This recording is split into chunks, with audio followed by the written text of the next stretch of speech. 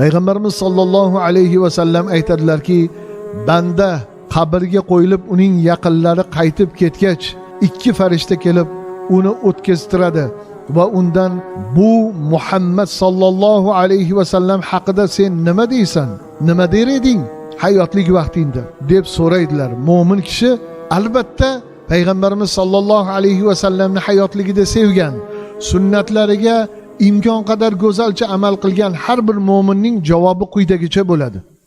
Men guvohlik beramanki, u Allohning bandasi va rasulidir. Payg'ambarimiz sollallohu alayhi va sallamni Allohning bandasi va rasuli ekanligini men tasdiqlayman deb mo'min odam javob beradi. Shunda unga do'zaxdagi joyingga qara, Alloh uni senga jannatdagi joy bilan alishtirdi deb Payg'ambarimiz sollallohu alayhi va sallamga bo'lgan hayotdagi muhabbati sababli va qabrdagi savol javobida Payg'ambarimizni tasdiqlashi bilan ahli do'zaxiylar qatoridan chiqarib jannat ahliga mana shunday munosib ko'rilishligini Alloh taolo eng yaxshi joyni tayyorlab qo'yganligi xabari beriladi dedilar. Payg'ambarimiz sollallohu alayhi va sallam aytadilarki, u ikkisini ham ko'radi. Ya'ni mo'min odam ham do'zaxni ham jannatni ko'radi deb aytdilar.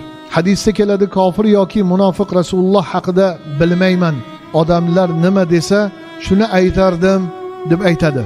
Shunda unga bilmading ham, o'rganmading ham deyiladi.